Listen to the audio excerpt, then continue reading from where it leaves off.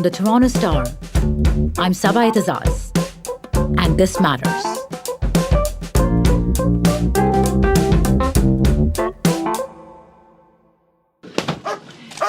Breaking down the door. Get out here. Breaking down the door.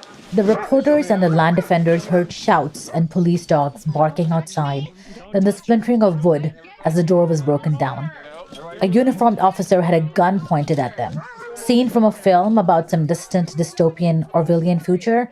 No, this happened in BC, Canada 2 weeks ago, and it wasn't the first time.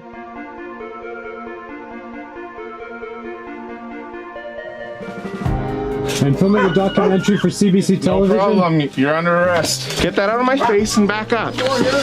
You're under arrest. For the record, I'm a member of the media. You've been notified that I'm here.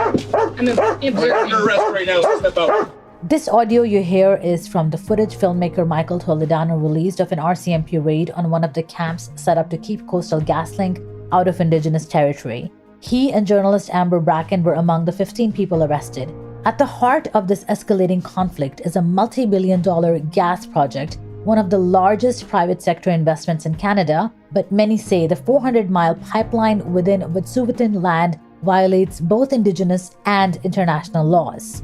The RCMP has said that its officers were enforcing a provincial court injunction granted to Coastal GasLink. But what's happening in Wetsuweten is raising serious questions about a historically troubling role and relationship that the RCMP has had with Indigenous communities. What does it look like, and how will we actually know what's going on if journalists are being hindered from doing their jobs safely?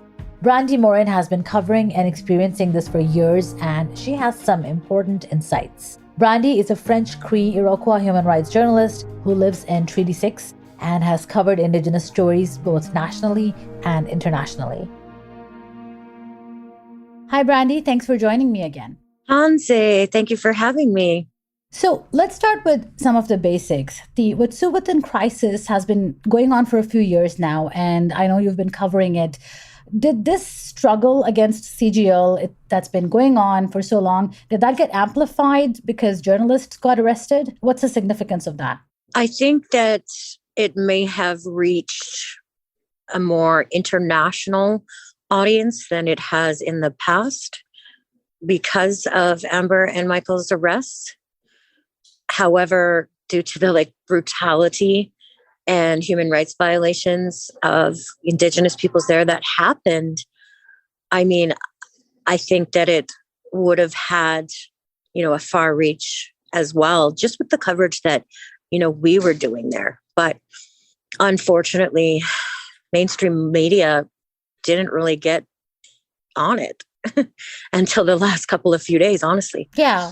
So, I think it may have amplified somewhat, yes, but, I think just the crisis there in general has just blown up so completely out of control that it's hard for people not to take notice, especially when we have these new ways to get information out there through social media, such as Twitter and Instagram, right? Because a lot of people get their news sources from those nowadays. And so that's a huge platform to help spread the word. And I know that it even helped in the work that I did over the past few days. I want to talk a little bit about the basics and the background here for me to learn. I'm relatively new here as well. What is the inherent philosophy behind what the land defenders are struggling for? Can you talk a little bit about the environmental cost of the CGL pipeline for that area, for the population, and the sort of connection that ties it in with a sacred belief among the Indigenous communities as well, right?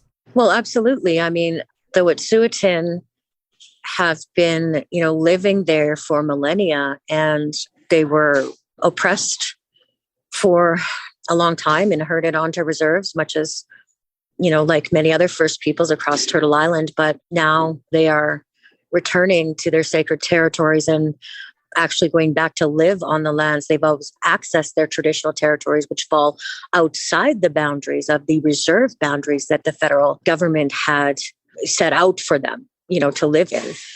So with what's going on in Wet'suwet'en lands is Frida Houston over 10 years ago went and moved out to her Yinta, which is their territory in the Wetsuweten language. So she was aware that industry was eyeing that territory up and started living completely off the land again. And so that's when this battle started, and it's blown up to this point where the Coastal GasLink pipeline is putting a liquefied natural gas pipeline into over 22,000 square kilometers of Wet'suwet'en territory, as well as 20 Indigenous bands along the route. The traditional people of the Wet'suwet'en, when I say that, they have hereditary leadership systems, governance systems that have been in place for thousands of years. And when the colonial governments came in, they enacted the Indian Act and put these leadership systems into place of an elected chief and council under the Indian Act. And so what CGL and the governments, the federal and provincial governments did was they circumvented the rights of the hereditary leadership in these certain territories and coerced elected band leadership to sign on to the project. Now, I'm confident in saying that these band leadership were coerced because I've been reporting on this for several years now, and I've done investigations, into the situation and visited many of the First Nations along the route. And time in, time out, they told me that they were pressured into it due to various reasons, there's economic issues, there's the province coming in and with industry coming in and telling them that they better sign on to this project because it's going to go through no matter what. And there is one nation that historically, the Haisla Nation on the far coast, that has been pro CGL and very vocal about that all came tumbling down just in the past few days, where nation members were speaking out and even a council member, said enough is enough. This is not what we signed up for. These Wet'suwet'en are ancient allies, and this is not worth the violence that's going on. And so in regards to what they're protecting is they're protecting their Yinta. They're protecting their river systems that are intact and pure. The Winsaka River is drinkable right as it is without being purified. It's intact with the mountain minerals that are with it. And CGL is wanting to drill onto it. So that's the next phase that they were doing. And that's why this recent blockades and the eviction by the Gidimt'en clan and others to evict CGL off their territories. This was to stop them from, harming their Winsaka. And you've been covering this, like you said, from the start. When you see these kinds of incidents happen with the RCMP, and then the RCMP describes their actions as impartial, that they're simply acting to ensure public safety and to enforce the injunctions, has there been something to suggest that might not be the case? Absolutely. So Vice did an investigation a couple of years ago that the RCMP have, some of their pension invested in the CGL pipeline. There's also, I have an issue when they say that it's for public safety, because the people out there that are protecting their lands, they're unarmed, they're peaceful. And this is parallel to the Highway of Tears. The Highway of Tears, for those who don't know, is a notorious, murderous stretch of highway where dozens and dozens of mostly Indigenous women and girls have gone missing, over the last 50 or so years. And most of those cases are unsolved, and they're still happening. There's Indigenous women that are still targeted and that are still going missing. And so if it was about safety, the RCMP has sure have not tried hard enough to put that genocidal crisis to an end. The millions and millions of dollars that have been invested for the RCMP to enforce this injunction for CGL is just outrageous. And they're going in there heavy-handedly armed with, assault rifles, with attack dogs. It's just completely mind-blowing to me. Right. And these are essentially unarmed protests, right? And you're talking about weapons and dogs being taken into these? Yeah, I wouldn't name it a protest. It's a resistance. It is, Indigenous nations standing in their sovereignty and being forcefully removed from their lands.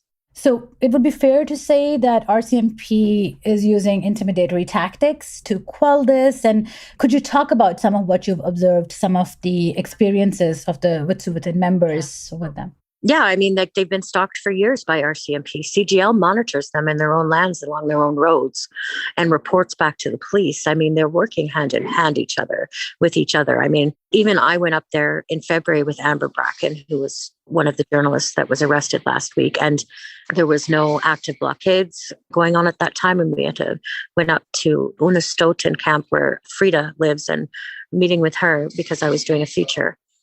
And we went to leave, and it was on a remote mountain road in the middle of winter, and you don't have cell service. And the RCMP stopped us. First, a white truck went by us, and it was a CGL worker, and he was videoing us as he drove by, and we were already down the road, just going down the road.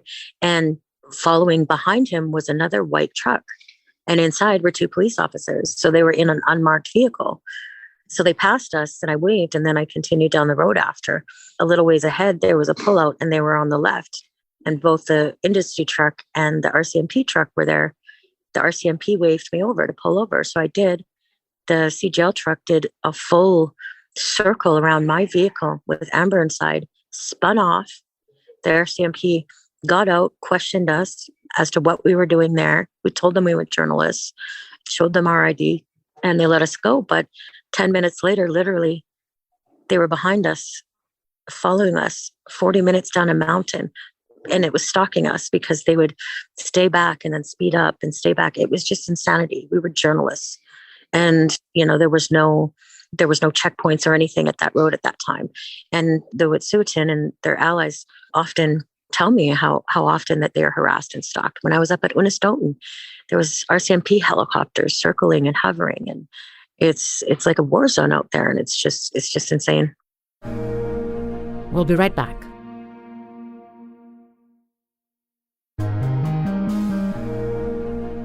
Like you're saying, it's happened to you earlier in the year. Once again, Amber was with you, and there are reports these kinds of interactions have happened with other journalists as well. What sense did you get when this was happening? What were they trying to do? Did you feel that these interactions were designed to sort of intimidate? Yes, absolutely. Intimidate, harass, throw their power around. Honestly, when these raids, were happening, everybody's seen the footage.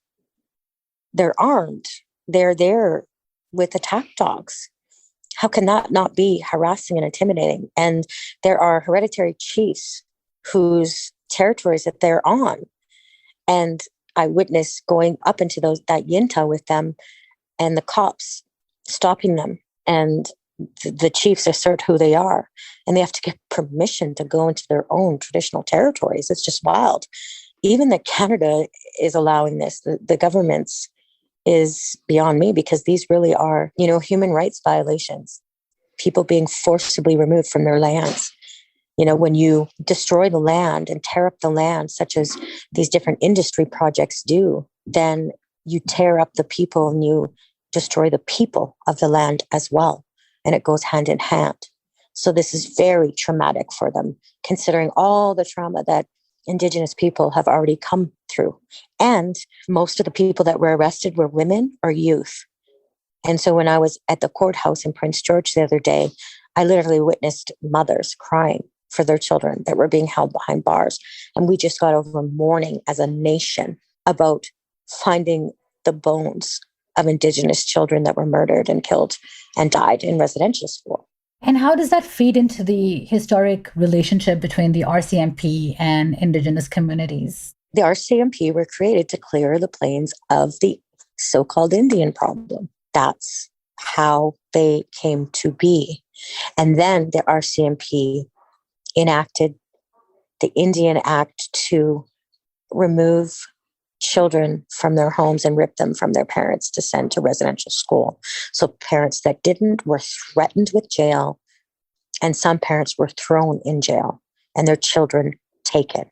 The violence that the policing systems here in Canada have against our people is through the roof. Okay, so our people make up more than a majority of the people in the prison systems. Our people are killed, by police more than any other race here in this country. I mean, it's systemic, and it goes through all of our different systems, in this country. Let's come back to how reporters have been or not been able to cover this and what's been going on, it seems like journalists need to keep fighting for their right to report on these issues, even in court. There was a 2019 decision in Newfoundland and Labrador, and then just recently the decision that the CAJ and other media had to win on Fairy Creek, right? So there is this constant struggle when it comes to journalists' right to inform the public about what's going on there. Why?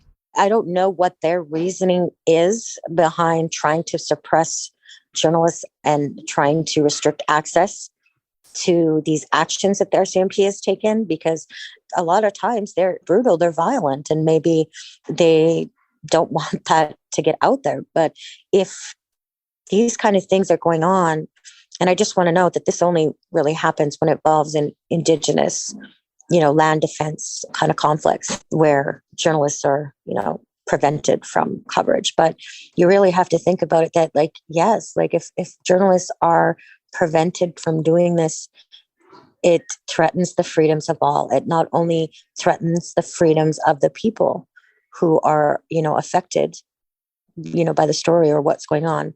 It affects the public as a whole because it starts to, set a precedent for that to be okay. And it's not okay. So yes, we do have to keep fighting. I was literally being smuggled in to the Yintah territories past police. I felt, I was in the truck and not identifying myself. And I would have if they would have asked me. But I felt like I had to sneak in order to gain access to hear the stories from these people on the ground as to what was going on, because my friends were in jail and I had a fear of being arrested. That shouldn't be happening here in Canada. And that kind of surveillance and interactions that you talk about, does that impact the reporting? Like you said, you had this fear. Many journalists are talking about this now. And also, does this impact what people see and learn about this issue? Absolutely. We shouldn't have to be in fear. For me, I feel it more because I'm an Indigenous woman and because our women are targeted for violence. But absolutely, it's not fun being out there, being stressed out, wondering if you're going to be targeted, wondering if you're going to be, arrested. But I think for me, though, it pushes me to want to get those stories out there even more. It motivates me to push harder because you know that it's wrong and you know that those truths and those stories need to get out there. That makes sense. What I found out recently was that actually this issue has been getting a lot of international attention from a few years back. There have been calls by the United Nations and Amnesty International for the RCMP to withdraw, to stop using force, even to stop construction on the pipeline. How does this sit with Canada's global image as a human rights champion? Oh my gosh. I've been saying this for a long time. It's a facade. People around the world look at Canada as this beautiful, open country of wilderness that upholds human rights and democracy. But that is a facade. And that facade is just crumbling for everybody to see, for the world to see. And that's why I'm very passionate about bringing these stories to an international level, because a lot of people, I believe, in Canada and in Canadian media are kind of apathetic towards that, specifically when it comes to Indigenous oppression. And so that's why I wanted to start doing international work, so the world could really get a look into the truth of what's going on. And, the state and, all of its institutions and its police regime and other oppressive tactics are being revealed as they should be. And so I think it's about time for that. And I think the world is acting in complete, shock. But, the truth has to be told. And there's a strange duality there that many observe because, on one hand, Prime Minister Trudeau and the government has been pushing reconciliation as a top priority. And then we see a different picture on ground when it comes to these issues. And many see that in many ways, systemic oppression of Indigenous rights has continued. What will it take for reconciliation to mean something? How do we reconcile this duality? You know what?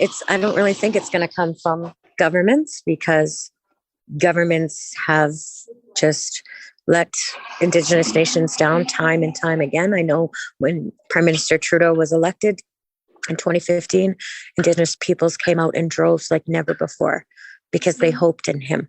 They hoped that he would be the one to keep his promises, that he would be the one to walk hand in hand as the treaties were meant to be and to set this relationship right.